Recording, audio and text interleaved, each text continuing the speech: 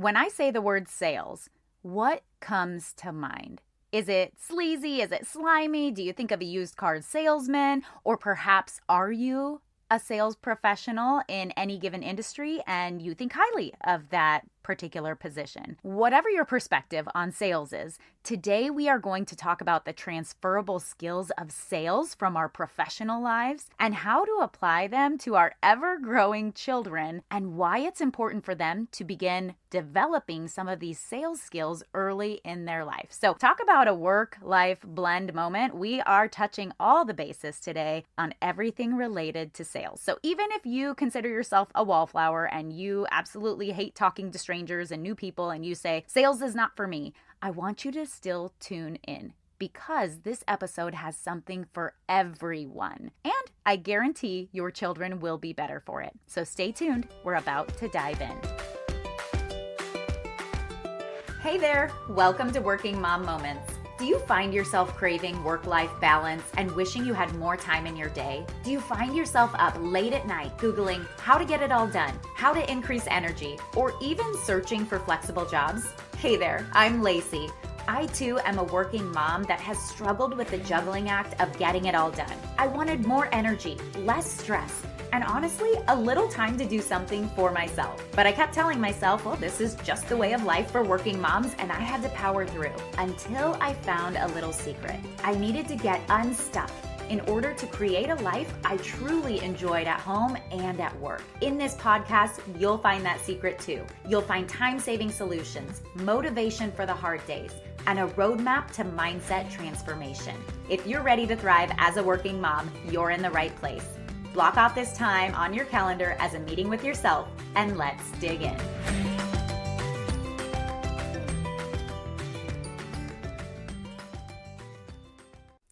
Hey y'all, do you want to come hang out with a group of working moms who get what it's like to juggle career and motherhood? Inside the free Working Mom Moments Facebook group, you'll get support, encouragement, time-saving solutions, motivation for the hard days, and really strategies to help with the mental load of being a working mom. Simply head over to facebook.com/groups/workingmommoments. Also, I would love for you to become an insider and get regular emails from me, including the latest blogs and podcast episodes so you don't miss a thing, and tips and perspectives to help you find better balance and more joy as a working mom. Simply head over to laceyjungman.com/insider. I'll see you there.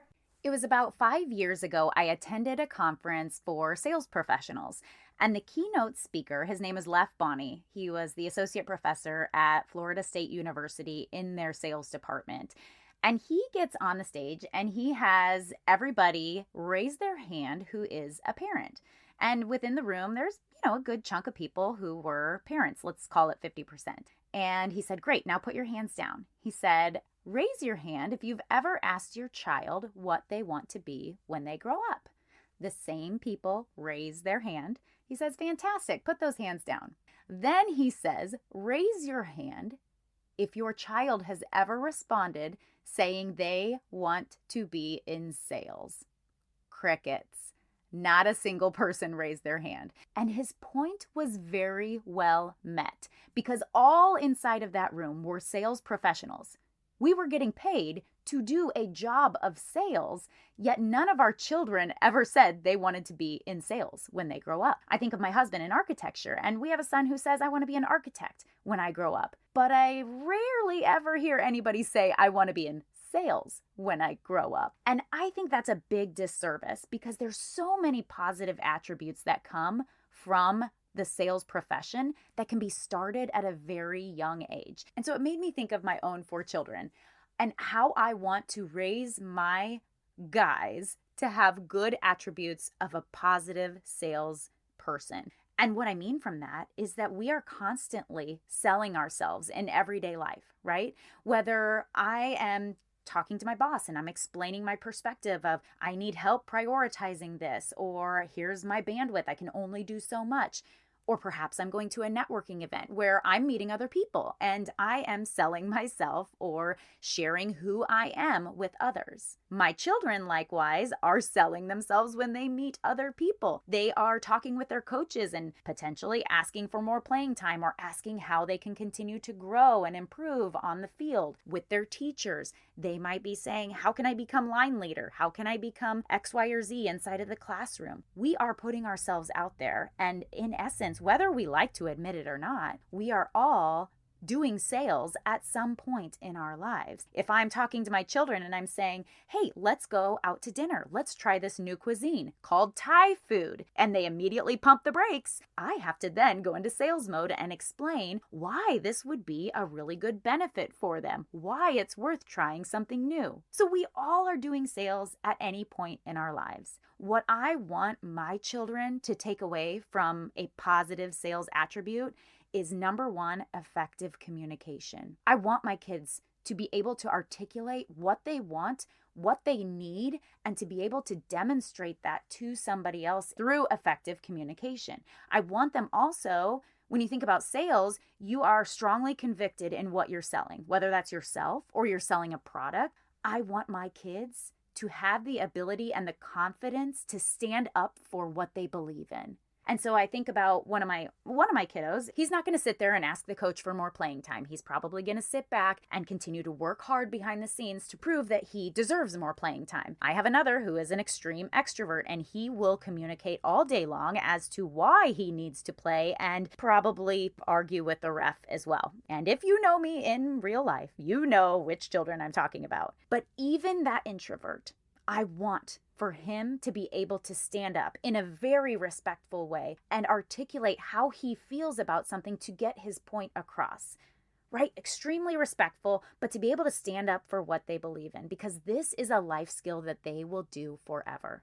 And so as I think about sales, whether it's a job interview or they're going to go to college and they have a collegiate interview, communicating with their teachers, with their coaches, and even with me, I want them to be able to communicate what they need and also to get their point across in a way that is favorable for both sides. Now, I'm not talking about manipulation. I believe that there are times when sales gets a bad rap. And people think, well, it's all about manipulation and understanding people and then twisting the environment to best suit them. That is not the type of sales that I was ever trained in, and certainly not the sales that I want my children to exhibit. And so what I'm talking about is really the standing up for themselves and being able to articulate in a way that makes sense to everybody and get their point across, even if they're wrong, but to have the confidence to be able to have the conversation. And so I do this in a few different ways. I, first and foremost, always allow room. I shouldn't say always. I usually allow room for their perspective and respectful pushback. I'll give you a really good example. There are times where I just want everybody to shut down their electronics and shut down the TV, and I want them to go to bed, like at 6:30 at night. That never happens. I don't actually do that to them. But there are times where I might say it early, and I'm like, hey, we're going to go to bed early tonight. And I will be met with very respectful but counter arguments from my children as to why. And they specifically cite examples. They tell me what they did during the day and why they believe a little extra time is warranted. I have to laugh because I love a good argument. And I've trained them to do this over the years because I'll say, well, what do you think about that? Oh, it's fine. It's fine. And I'm like, no, really? How do you feel about going to bed at 6 o'clock at night? Well, I don't feel that it's right, Mom. Tell me why. Tell me why. You deserve to have your voice heard. Tell me more. Tell me why. And so we would have these little banters and little points of conversation throughout the years as they were growing up. And it served a very good purpose. So now, without me even having to ask them, I get rebuttals. And I get, this is why we believe, or this is why I believe we should stay up a little bit later. Or often I'll do this after dinner time and I'll say, well, we've had just a bunch of junk today. We're not going to do any dessert after dinner. And I will be met again with respectful. Even my quiet, shy one will counter argue with me and say, Mom, I understand if the answer is no, but here's what we did today. And we did play sports for 3 hours today. I had 4 basketball games. I feel like I deserve to have this, but I understand if that's not the case. And I love to hear a little pushback. Now, there are times when I don't want to hear it at all, and I'm just tired and grumpy, and the kids know by my demeanor when not to push back. So perhaps that is also a good sales skill as well, EQ and reading the room. But for the most part, I actually welcome the conversation because it makes them think critically. It makes them assess the environment around them. Is this a good time to push back? Is it not? How can I say it in a way that emphasizes my point but is also respectful? And this is so important for kids as they're growing up, especially as they go on to have harder conversations with their teachers, with their coaches, or with their group of friends. To be able to stand up for yourself or your convictions or what you believe in, those are really, really important skills that we need throughout our life. And whether they go into sales or not, that is a basic function of engaging with one another. So I love the whole mindset around helping our kids become better at sales through effective communication. And probably one of my favorite sayings that I say to my kids is, sell it to me. Sell it to me. Tell me what is in it for me. I'll give you a great example. My oldest kiddo, he likes to babysit for my brother and their kids because he likes to earn a little bit of money. And so he says to me, hey, Mom, can I text Uncle Zach? And can I ask him, to watch his kids and they can pay me? And my response early on, he's gotten used to this now, but my response early on was always, well, what's in it for him? And he's like, well, then I can watch the kids and they can pay me. And I would say, okay, let's think about this. What is in it for Uncle Zach and what's in it for the kids? Well, the kids will get to play and they'll get to spend time with me. And I said, well, what about Uncle Zach? He said, well, I don't know. And then we start talking about what might be in it for Uncle Zach and how wouldn't it be cool if you could take your wife out on a date and not have to worry about the kids? And so we talk around this whole concept of sell it to me, sell it to them. Tell me what's in it for me. Because if you want to get your point across, you telling me what's in it for you isn't going to move me as much as you telling me what's in it for me. And so we'll often sit around and banter and I'll say, sell it to me.